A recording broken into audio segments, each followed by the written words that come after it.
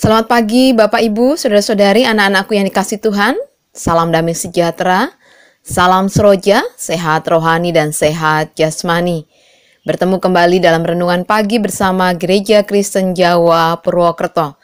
Dan puji Tuhan bahwa pagi hari ini tentu di tengah-tengah banyak pergumulan-pergumulan hidup yang kita lalui, tetapi kita yakin ada harapan, kasih, dan penyertaan Tuhan bersama dengan kita.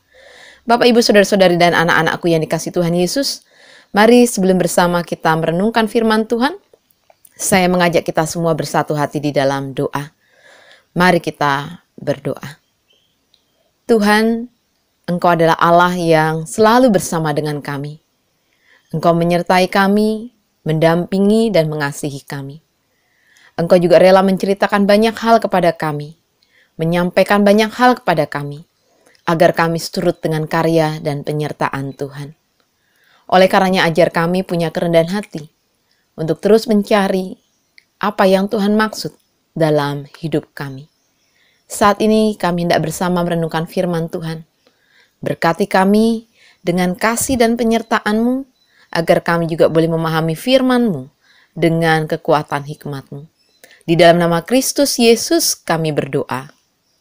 Amin.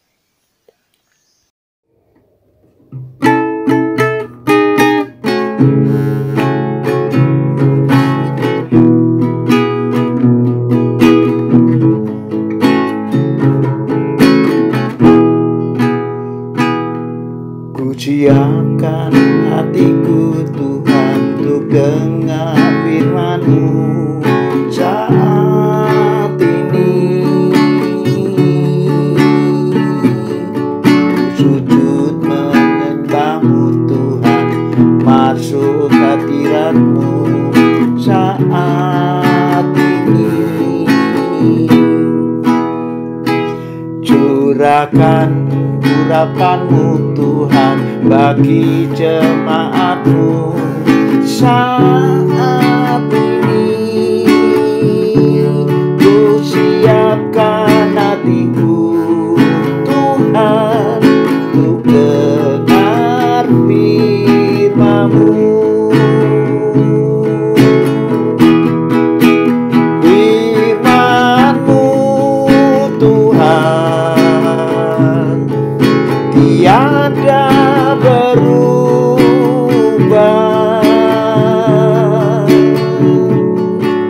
Dahulu, sekarang, selama-lamanya tiada berubah. Firman-Mu Tuhan penolong hidupku. Ku siapkan hatiku Tuhan untuk dengar firman-Mu.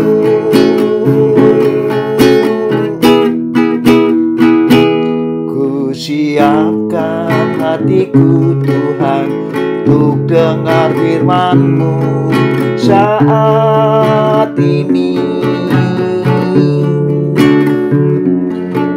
Sujud menyembah-Mu Tuhan, masuk hadirat-Mu saat ini. Curahkan urapan-Mu Tuhan bagi jemaat-Mu saat ini. Ku siapkan hatiku Tuhan untuk dengar firman-Mu. Firman-Mu Tuhan tiada berubah.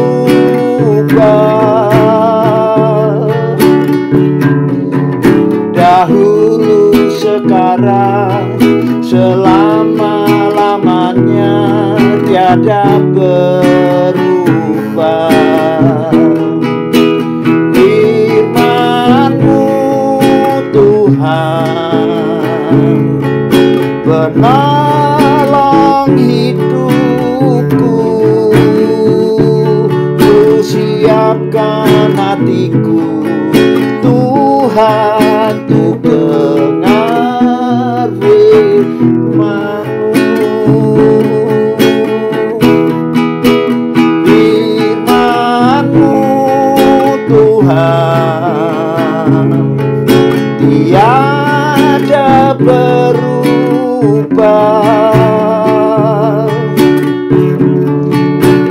dahulu, sekarang, selama-lamanya tiada berubah.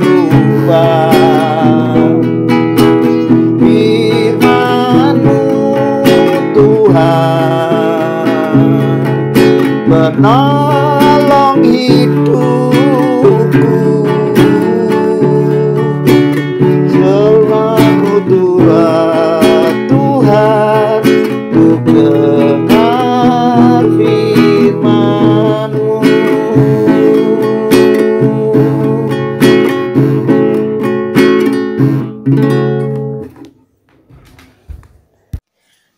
Bapak, Ibu, saudara-saudari, dan anak-anakku yang dikasihi Tuhan, pada dasarnya manusia itu mudah bercerita, menyampaikan pesan, menyampaikan berita, dan pengalaman dalam hidupnya. Meskipun tidak selalu manusia itu secara verbal menceritakan pengalaman, kisah, dan juga pesan yang ia ingin sampaikan. Ada yang menuangkan lewat lagu, ada yang menuangkan lewat tulisan, gestur tubuh, mimik wajah, dan banyak lainnya. Dan di sisi lain, manusia itu biasanya tidak tekun, tidak telaten, tidak penuh perhatian, dan juga tidak sabar ketika mendengar kisah orang lain yang dituturkan kepadanya, yang disampaikan kepadanya, dan yang diberikan kepadanya. Dan tentu kita tahu apa yang terjadi. Biasanya manusia kemudian jatuh pada kecenderungan untuk lebih ingin dipahami, lebih ingin dimengerti, lebih ingin dituruti, dan lebih ingin diikuti, ketimbang memahami dan mengerti orang lain. Dan lebih jauh lagi akibatnya, banyak manusia yang lebih ingin mementingkan dirinya sendiri, mengunggulkan dirinya sendiri, dan memberikan perhatian pada dirinya sendiri. Dan ini tentu menjadi sesuatu yang tidak nyaman. Firman Tuhan pada pagi hari ini, kita bisa baca dari kitab Injil Yohanes pasal 1, ayat 29 sampai dengan 34, yang demikian. Pada keesokan harinya, Yohanes melihat Yesus datang kepadanya dan ia berkata, "Lihatlah, anak domba Allah yang menghapus dosa dunia. Dialah yang kumaksud ketika kukatakan, kemudian daripadaku akan datang seorang yang telah mendahului aku, sebab dia telah ada sebelum aku. Dan aku sendiri pun mula-mula tidak mengenal dia, tetapi untuk itulah aku datang dan membaptis dengan air, supaya ia dinyatakan kepada Israel." Dan Yohanes memberi kesaksian katanya, "Aku telah melihat Roh turun dari langit seperti merpati, dan ia tinggal di atasnya, dan aku pun tidak mengenalnya. Tetapi dia yang mengutus aku untuk membaptis dengan air, telah berfirman kepadaku, jika engkau melihat Roh itu turun ke atas seseorang dan tinggal di atasnya, dialah itu yang akan membaptis dengan Roh Kudus. Dan aku telah melihatnya dan memberi kesaksian, ia inilah anak Allah." Demikianlah firman Tuhan. Yang berbahagia adalah kita yang senantiasa hidup di dalam proses perjuangan untuk mendapatkan mengetahui sesuatu yang baik. Bapak, Ibu, saudara-saudari, dan anak-anakku yang dikasihi Tuhan, awalnya Yohanes Pembaptis dengan jujur mengatakan, "Aku tidak mengenal dia." Meskipun ia juga mengatakan bahwa ia yang ia perjuangkan untuk bisa mendapatkan jalan adalah dia yang datang lebih dulu. Dan Yohanes meyakini bahwa dia yang datang lebih dulu daripadanya adalah dia yang punya kuasa membaptis dengan Roh Kudus. Tetapi bisa kita baca dengan seksama bahwa Yohanes Pembaptis dengan rendah hati mengatakan bahwa sesungguhnya aku tidak mengenal dia. Ini bukan berarti bahwa Yohanes Pembaptis buta akan kehadiran Yesus. Yohanes Pembaptis dengan rendah hati bahwa pengenalan tentang Yesus adalah pengenalan yang berproses terus-menerus. Dan pengenalan yang tidak mandek. Pengenalan yang harus diperjuangkan. Pengenalan yang juga harus terus-menerus dalam setiap hidup. Oleh karenanya Yohanes Pembaptis mengatakan bahwa setiap yang dia lakukan adalah proses, tidak hanya memberi jalan atau menyiapkan jalan bagi Yesus, tetapi adalah proses bagaimana ia mengenal Yesus yang sesungguhnya. Sampai keyakinan itu hadir pada dirinya bahwa memang ia adalah anak Allah. Nampak bagaimana Yohanes Pembaptis punya kerendahan hati untuk melihat, untuk mencari tahu, untuk mendengar pesan, kesan, cerita yang disampaikan Allah kepadanya tentang Yesus. Dan bagaimana ia juga mempersiapkan jalan bagi Yesus dengan sebaik-baiknya. Ia tidak hanya ingin dimengerti, dipahami, tetapi dia juga ingin mengerti dan memahami. Dan kita bisa lihat bahwa terjadi dialog yang manis antara Yohanes Pembaptis dengan Allah. Bagaimana dialog itu ketika terjadi proses penyampaian pesan dari Allah kepada Yohanes Pembaptis, diterima di dalam kesabarannya, di dalam ketelatenannya, di dalam ketekunan dan kerendahan hati. Bagaimana dia juga menyerahkan kesan dan pesannya kepada Allah, dan terjadilah dialog yang memberikan keyakinan bahwa pribadi yang dia persiapkan jalannya adalah dia yang penuh dengan kuasa. Dan itulah yang kemudian diproklamirkan oleh Yohanes Pembaptis kepada banyak orang. Bahwa dia yang datang lebih dulu, bahwa dia yang ada, bahwa dia yang dipersiapkan jalannya adalah dia yang penuh dengan kuasa sebagai anak Allah.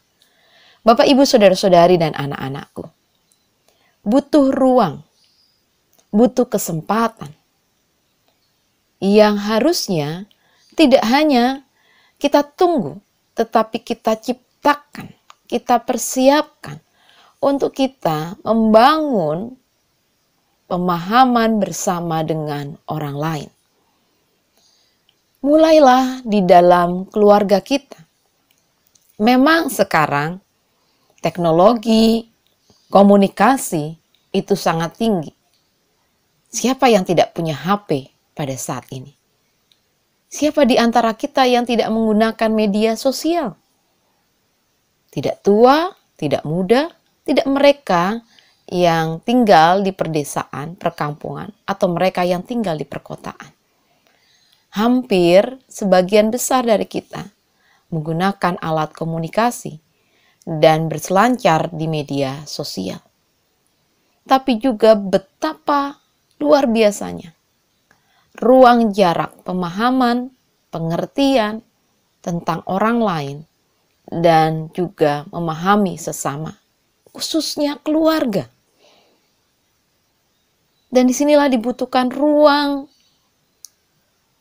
bercakap-cakap, sudut obrolan yang memberikan kesempatan yang kita ciptakan, yang kita sediakan, yang kita perjuangkan untuk kita belajar saling memahami, saling mengerti, saling juga memperjuangkan bersama.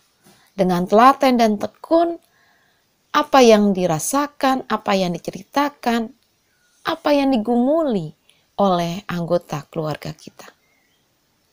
Oleh karenanya, jangan hanya berpikir kita sudah say hello,